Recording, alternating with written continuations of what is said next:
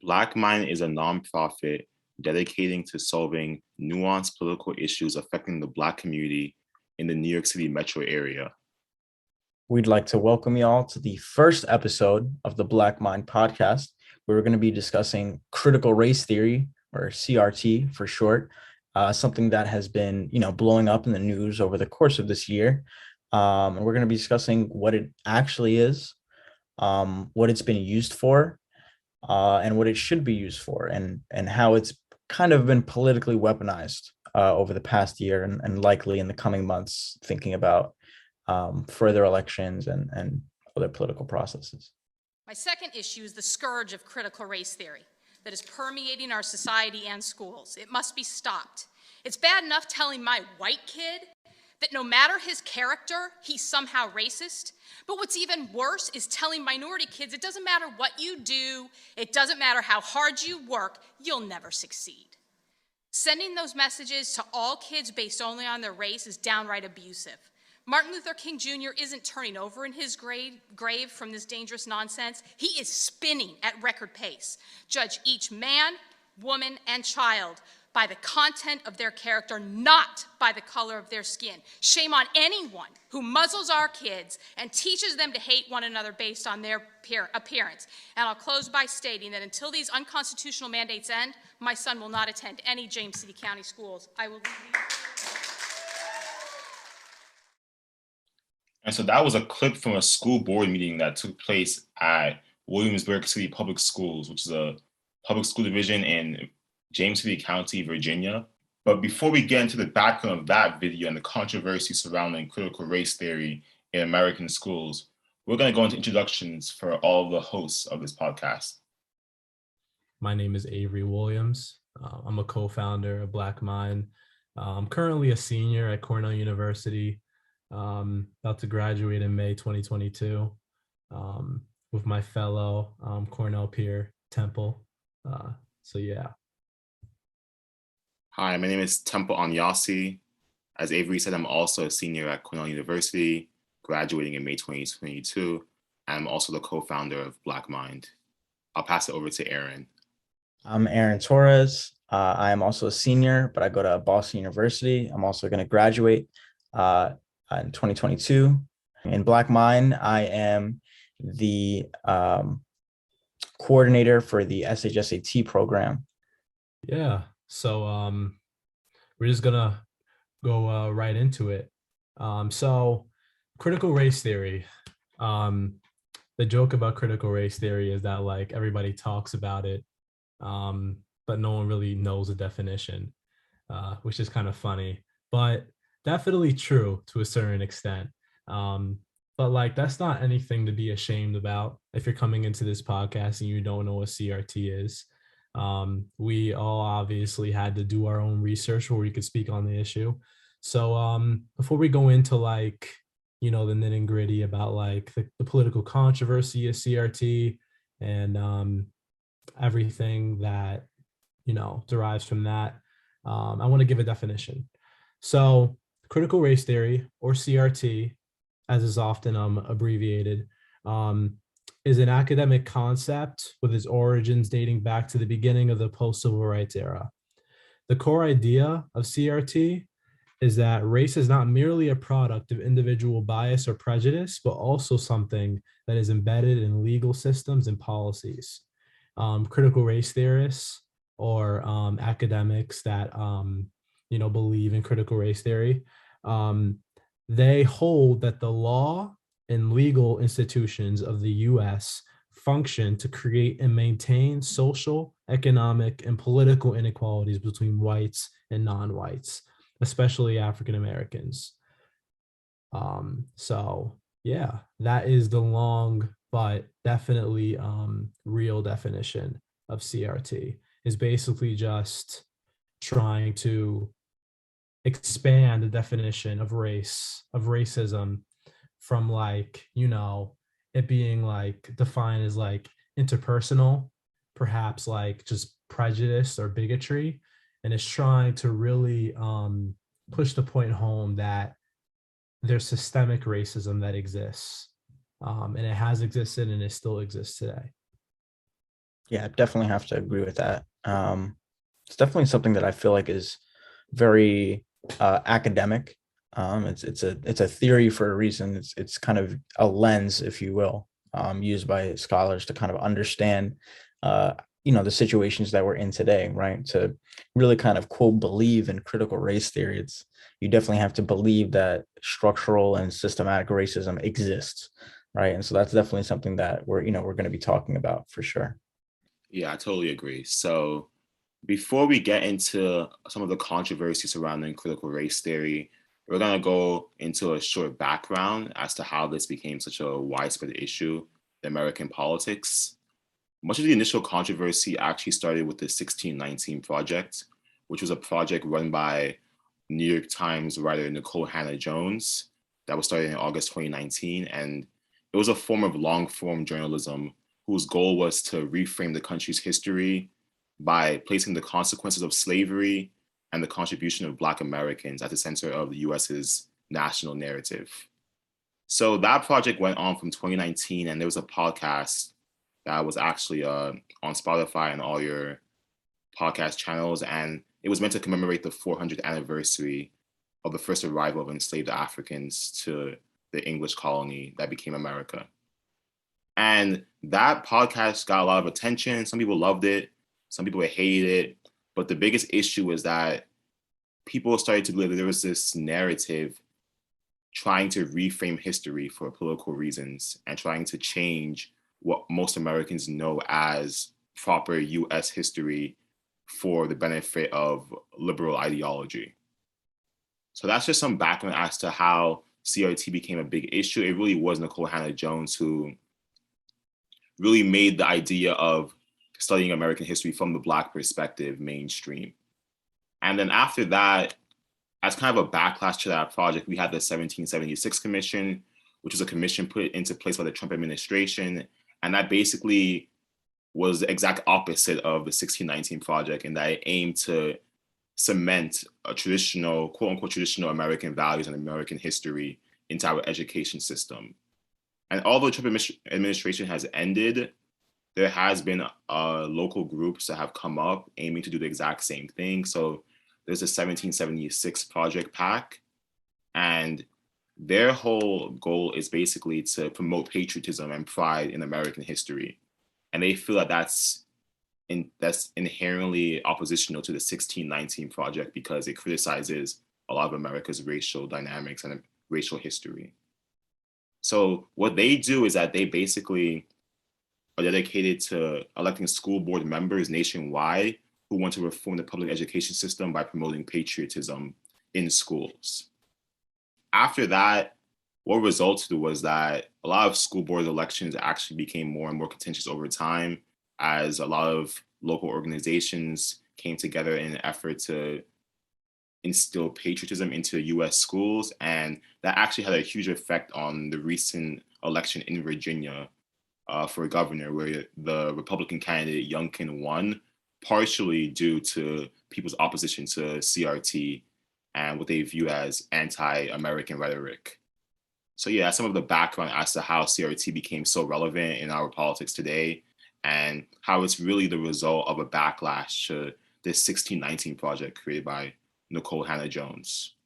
Yeah, no, and getting further into that, I think that this is something that if we look at history, um, it's not a first, right? Using these kind of political issues and academic issues, which are almost mundane, as a kind of a rallying cry, is something that I think particularly far right actors have used heavily in history to push agendas. I mean, we can look at a bunch of different times in history, from the civil rights movement, kind of post 1968 moral majority politics, where you have people kind of having a backlash towards progressive movements, and we've seen this from everything from civil rights to rock music and video games, right? Where it's not our gun policies that are causing school shootings. It's these violent video games like GTA, right?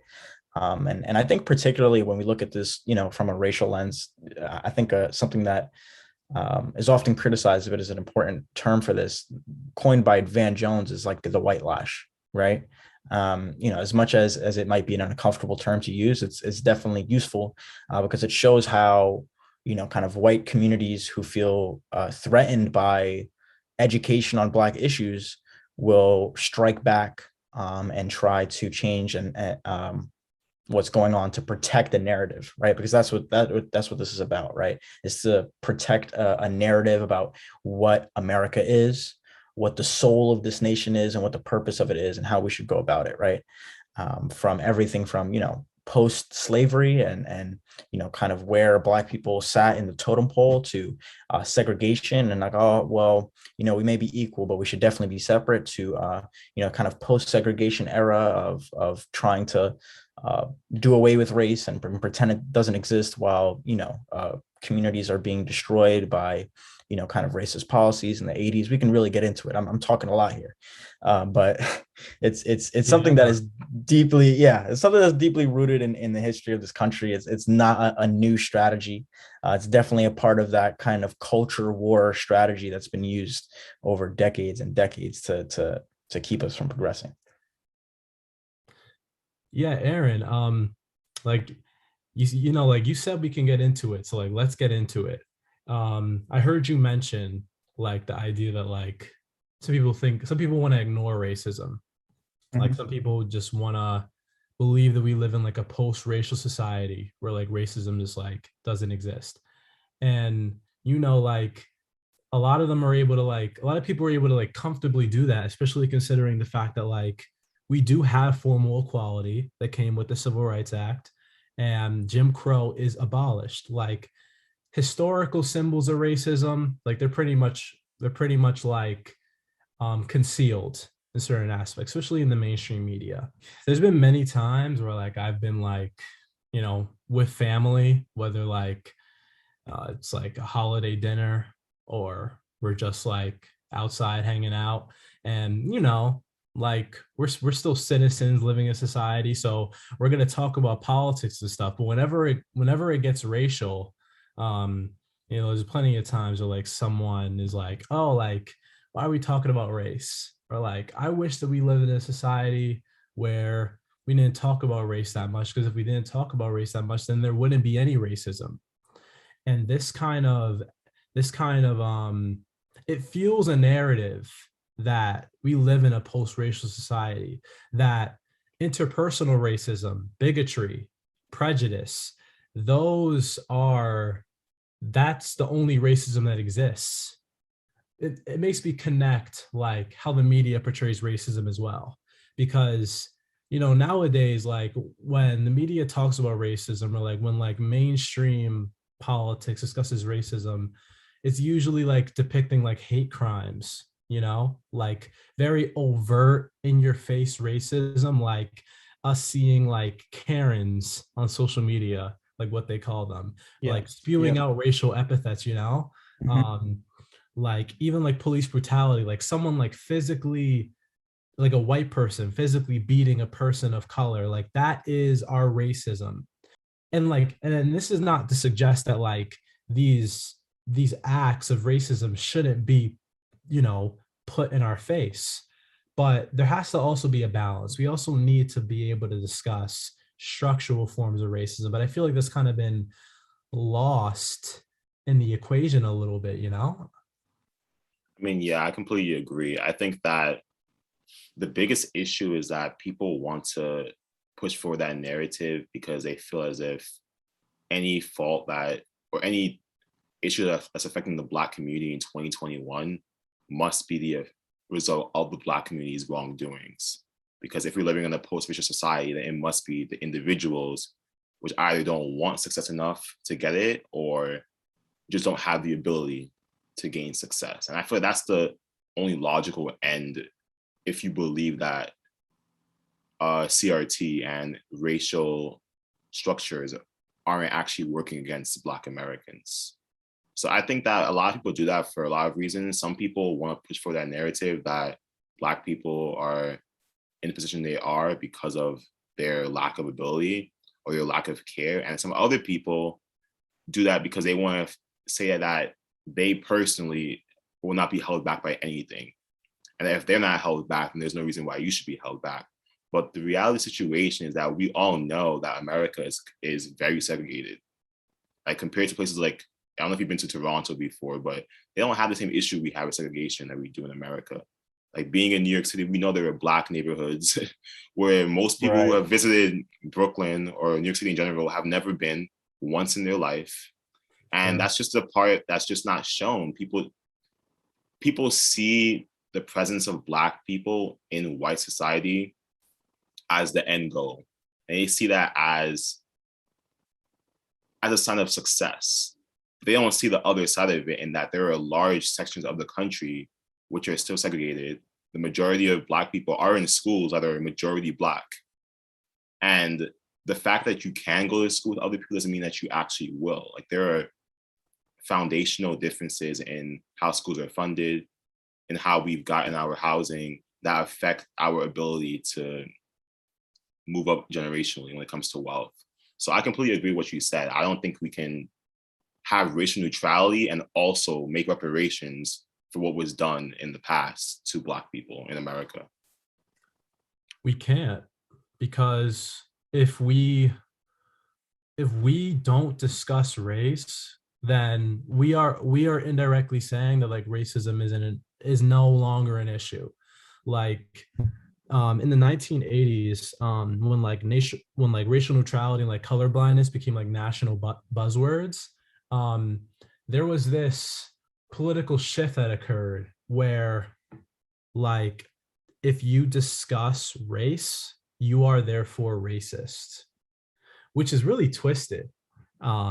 It's pretty crazy, but like it's a political tactic to kind of shut up advocates to like progress racial justice. It's like, no, you are disrupting the opposition. They're saying, no, you are disrupting the status quo, this racially harmonious society, by discussing race. Therefore, you are racist. And that's just really twisted. But it speaks to like this larger trend of like us like ignoring or just like not even acknowledging the existence of like racial structures that still oppress us to this day. Yeah, I completely kind of agree with this assessment, and I feel like that idea. I think it was really good that you said that, Avery. It was like the idea of, people saying you're racist if you discuss race. I mean, that's exactly what we're seeing right now, right? I mean, there's if you want to talk about kind of the Black Panthers or something like that, and what they stood for or something. Oh, you're a racist. You know what I'm saying? Oh, Black Panthers, the same thing as the KKK, right? I mean, I've seen this in growing up in school, and the schools that I grew up in New York City, right? New York City being one of the most segregated school systems in the entire country, right? There's been research done about this, right? And that's the thing about understanding the idea behind visual racism and stuff like that. It really depends on if you're trying, right? Because if you're actually looking and you're actually acknowledging it, racism is in the food that your children eat at school, right? Is and how nutritious it is, right? Racism is on the highways that you drive on, right? That split up Black communities and disenfranchise them, right? Racism is in the transit systems that we ride on in these urban centers, where some people have access and some people don't, right? And so that is that kind of structural racism that we're talking about, that is so real, that affects people in their everyday lives and makes their environment harder to thrive in, right? And so getting into the idea of blaming Black people for their own oppression, that's exactly where it's kind of rooted in. You're giving people a really horrible environment and a system that is constantly keeping them down, and saying, why don't you just pick yourself up by your bootstraps? Oh, that pick yourself up by the bootstraps line. I've heard that so many times, man. Because like, and that's basically saying like the opportunity is there for you. So why, like, this idea that like Black people are lazy because they're not employed at the same rates as their other racial counterparts. Like, this idea that, like, I mean, as you guys have said, like, there has been, I think, a new racism that basically proclaims that the only differences, the only economic, the only social inequalities that exist between people of color and white people today, it's only based off of merit, perhaps, because it can't be based off of racism, systemic racism, because that doesn't exist. That's the narrative that is thriving in this country, and CRT is an antagonist to that narrative.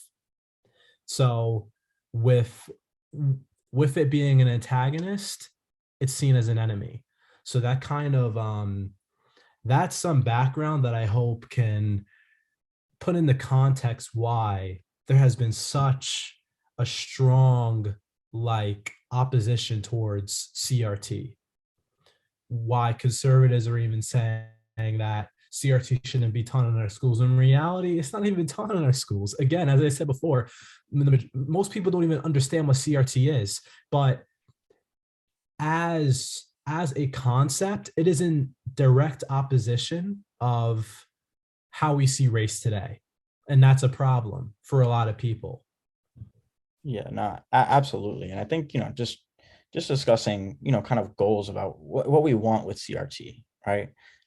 What people are proponents of CRT kind of want. It's not to go into kindergarten and be like, hey, you see that white kid, you can't be his friend, because he's actually, a racist, and his family is racist, and he'll always be racist. That's not what any of that is about, despite what, conservative outlets might say, and people who are rushing into school boards are trying to proclaim. None of that is going on, first of all, right? And what understanding CRT is about is understanding the world that we live in, right? Understanding the nuances, understanding the policies that we're putting in place today, how they affect people, and how we can adjust those to make things better, right? I mean, we have to think, like, CRT is involved with not just, learning about history, but also about today, right? CRT is involved in our elections process, right? Today we have state legislatures across the United States trying to limit elections and make it harder to vote, right? And who is that going to affect, right? I believe the Justice Department actually is trying to block a lot of these provisions, but on the basis that they will disenfranchise Black and Latino voters. Is that CRT? That's just a fact, right? That's a fact of what these policies are attempting to do, and looking through it through a racial lens helps us figure that out. And really, that's what the goal for CRT is, in my opinion, it's to use it as a tool, right? It's not an ideology. It's not something that you hold dear to your heart and you have to, use to or think about every time you talk to a white person. It's a tool to understand the world around you. Definitely, it's a tool. It allows us to have more language to discuss these issues. Like, Yes, trust me, it's difficult to discuss systemic racism. It's difficult to it's difficult to tie all of these different, events that clearly that it's difficult to discuss this stuff. You know what I'm saying? But the more language we have to discuss systemic racism, like the legal embodiment of racism, the better off we'll be. Yeah, I agree. I think that a lot of it is also just our unwillingness in America to be held accountable for the things that we've done as a country to Black people in particular. Like, if you look at the foundation of, for example, the Biden and Kamala campaign, I remember that first time that Biden came out saying he was running for president. And I don't know if you remember the clips of the video where what happened in Charlottesville, where those white supremacists were holding the tiki torches and saying, "You will not replace us." Mm-hmm. And Biden's whole campaign message was, we're going to fight against this racism, which is ravaging the country. And then you fast forward to when they actually win and you ask Kamala, is America racist? And she says, no, America is not racist. So it's just like some type of weird cognitive dissonance, which is obviously intentional, but for some reason people don't seem to understand that the whole thing is hypocritical in that there's no real intention of changing how systems actually work. They just want to change things on paper, right? Like one of the cases I always bring up when people talk about this is everybody knows Brown versus Board of Ed, but after Brown versus Board of Ed, there was Milliken v. Bradley, in which the Supreme Court ruled that you could not actively desegregate schools. So, well, they defined desegregation as people not being segregated, but they ruled that you could not integrate schools. So they said that desegregation did not involve a racial balance in schools anywhere in the country. And I feel like that's really the distinction that's trying to be made between people who are quote unquote race blind and people who actually want racial equality. And I don't even like calling it racial equity because I feel like we never got racial equality in the first place. Mhm. Like we never got to a place where the average Black student has the same opportunities as the average white student.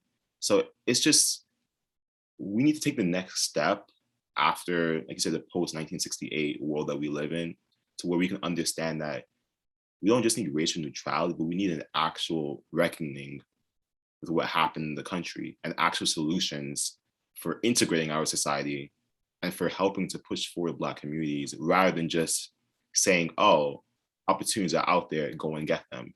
That's never been how anything in this country has worked. Like white Americans didn't get into the middle class by just pulling themselves up by their bootstraps, and we know that. No, absolutely. I think that's so key, right? Is to really be serious about understanding history, right? You know, there's a lot of people talking about, oh, you know, they're putting CRT in our textbooks. What are they going to teach our kids about America? So, well, look at those textbooks, right? They'll even tell you, right, about, you know, how the New Deal and the GI Bill were, you know, kind of denied to Black citizens, and how those are really for white people, right? The development of suburbs, right? Subsidized, right? So white people could have a place to stay outside of the urban centers. Like I think, you know, and that being a foundation for, you know, generational wealth and something that is clearly a struggle for the Black community today. I think it's something that we need to really start being serious about. It's there. The truth is out there. It's very simple, and I think that, you know, it's very easy to hide from it because we don't want to solve these really difficult issues. Something that I often kind of toy around with the idea of is that we live in the timeline where, you know, we never solved these issues. We live in the timeline where we never actually did Reconstruction after slavery, right? We, you know, 1877 came and we said, we're going to pull federal troops out of the South. Next thing you know, you have the rise of the Ku Klux Klan. You have, you know, Black codes and Jim Crow, right? It's something that we've never really dealt with, and if we want to deal with it, critical race theory is going to be the lens that we're going to need to understand how our structures are moving against us. So a lot of people want to know how we would actually measure change in society. Like, how do we know that America has made it to a point where we're no longer racist and we no longer have racial inequality? I think the only way we can actually do that is through socioeconomic outcomes.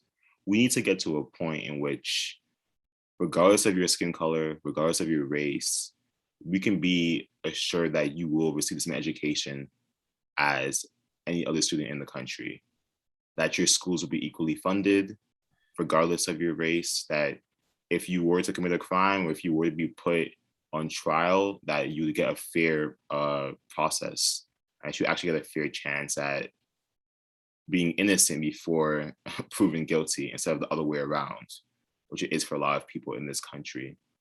And in addition to that, we want historical accuracy in everything that we do so that people know what America has done and recognize that America was the one that made race not neutral.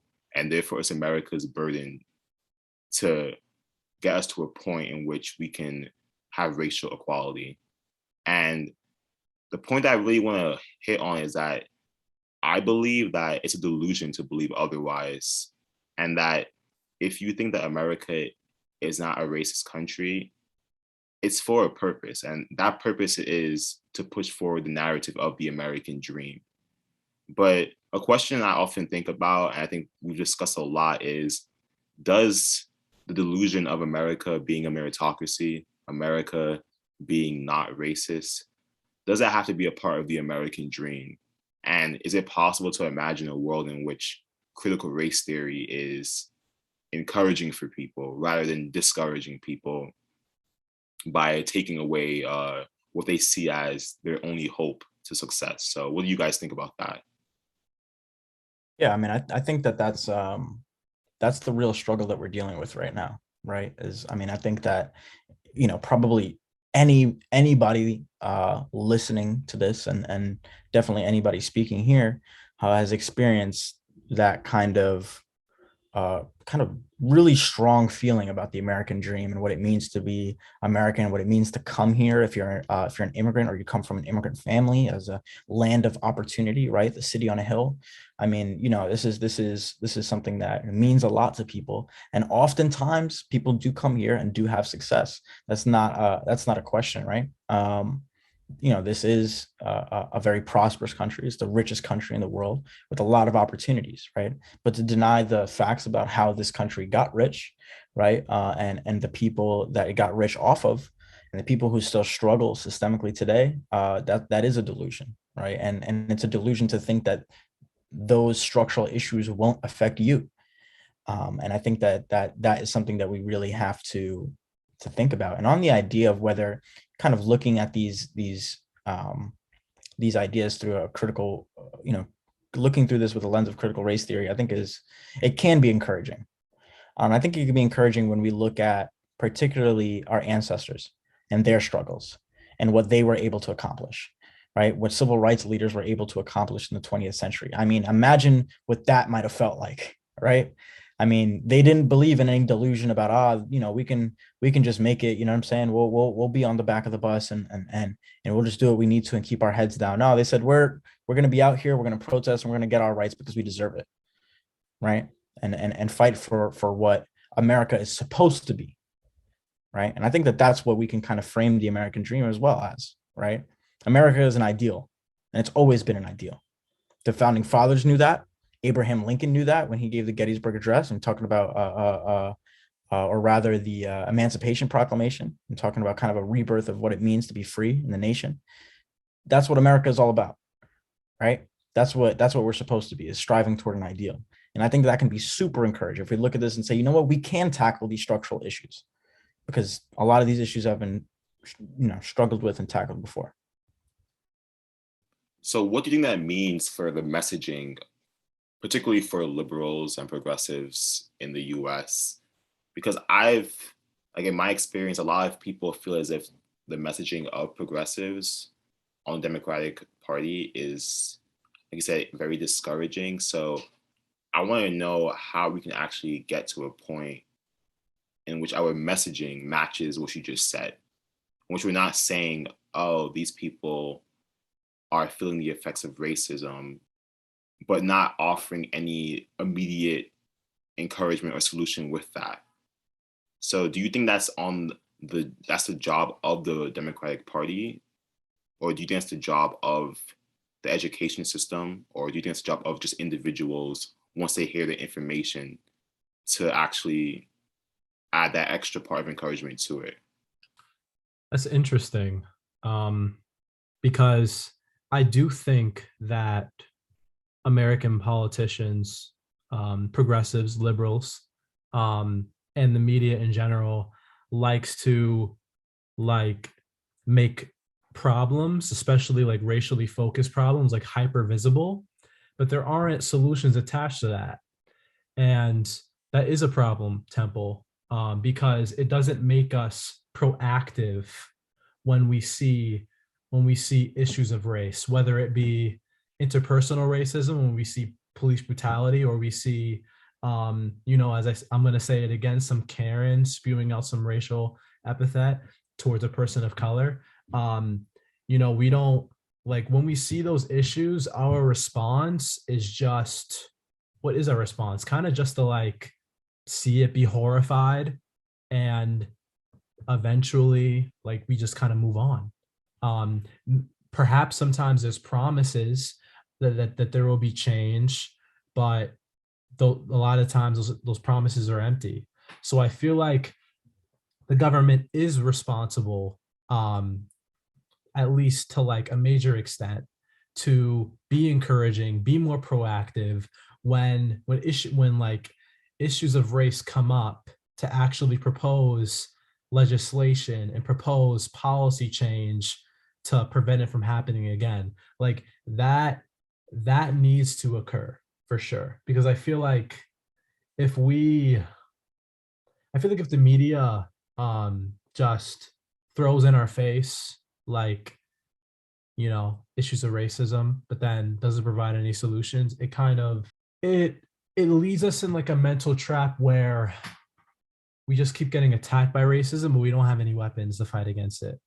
So then the only way to cope really is to not discuss it, to like continue to pull ourselves up by the bootstraps and keep moving, because the government, who is supposed to be the most competent in this matter, is not providing the tools and is not providing the guidance for us to address these issues.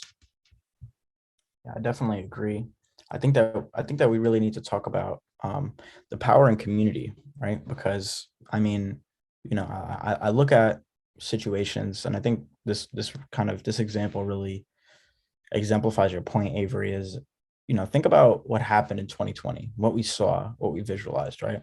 Rather than getting kind of competent criminal justice reform with the Biden administration that we have now, we had a few kind of big name politicians kneeling for 8 minutes with kente cloth. Like, is that kind of the what we see as progress? It's performative, right? I think a lot of activism can be performative. A lot of change can be performative, and something kind of acknowledging that systemic racism exists is not enough. But that's where it can be encouraging, right? The fact that it's not enough and we have to do action, right? We have to go in our community and make those changes. We have to advocate for changing the systems in reality, and looking at this world we have, and going out there with our hands and making a difference. I think it's possible. I think it's real. And I think that, if we're going to see that in our government, we have to probably participate in it, be in our government, vote for people who we know are going to, do the real change, and challenge the kind of establishment who are going to continue to pander and be performative. Yeah, I agree. But like you said, I think it all starts with that initial recognition. And that's what CRT really is. It's just cementing that recognition as the truth, right? And saying that we now have a building block to start from, because we are no longer living in this delusion where the problem doesn't exist. So we can finally get to a solution. Definitely. And, there's, with this discussion, people always bring up reparations, like the 40 acres and a mule. Like, when are we going to get our checks?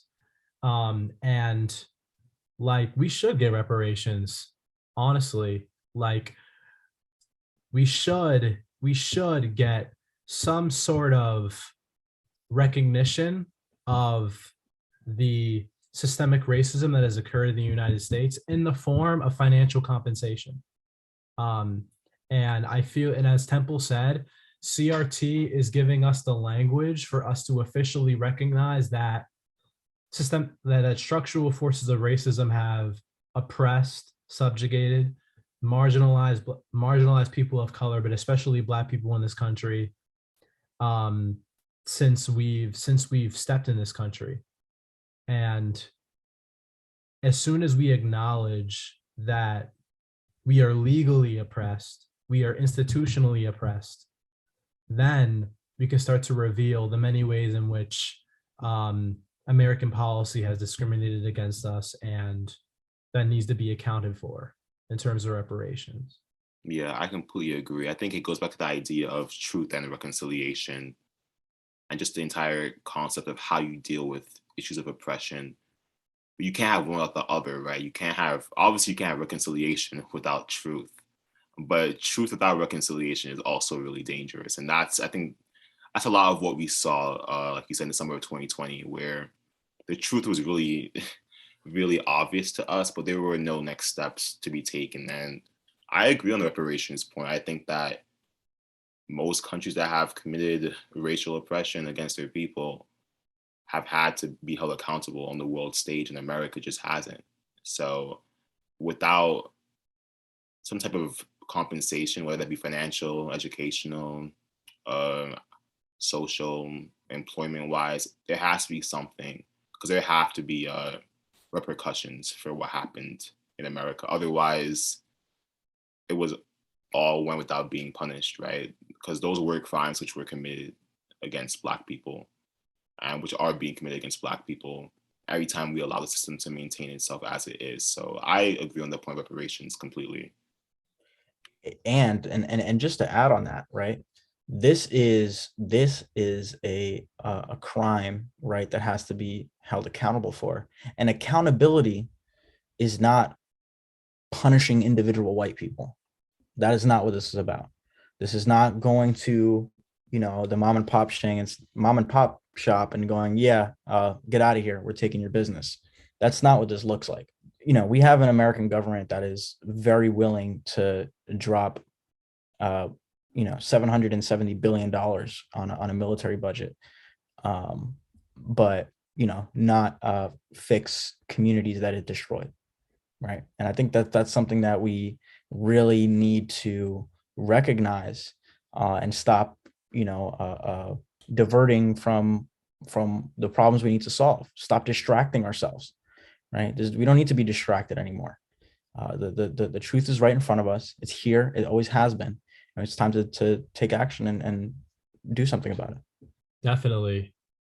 Yeah. And like, just to like kind of close, at least to the discussion of like CRT, like critical race theory shouldn't be seen as like radical. Like, don't connect it to Antifa. Don't connect it to like, I don't know, communism. Like, don't take the language of CRT and try to associate it with like this what's it called, this takeover like of your precious like your precious American society. What it really is an acknowledgement of what American history really is, um of of the um of the inseparable connection between race and history in this country. And then once we can recognize that on a national scale, once we accept that as truth, not as ideology, not as a conspiracy theory, perhaps, not as unpatriotic, then we'll be able to have discussions of how we can rebuild this country for the better, and how we can heal communities and people that have been historically marginalized. I couldn't agree more. Yep. So thank you guys for having this discussion with us. I think this was a really fruitful discussion. We were able to go over some of the history of CRT and the particular climate that made such a hot topic issue in 2020 and 2021. And we were also able to go into some actual policy implications of it and how we want historical accuracy in our schools, and how, like Avery said, CRT is not an ideology, but it's just a recognition of the truth. And that has to be combined with reconciliation at the end of the day. So I just want to thank you guys for a really riveting discussion on CRT and why it shouldn't be something we're scared of, but something we should embrace moving forward.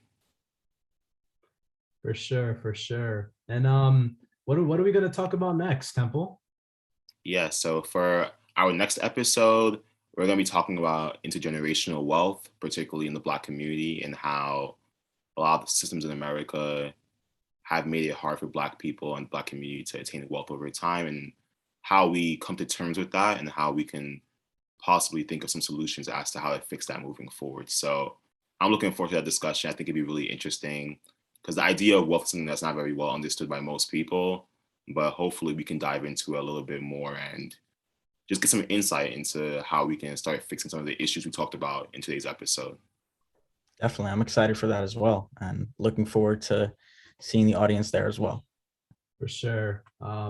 Anybody listening, thank you for listening to our ideas, and hopefully you tune into the next episode. Let's go.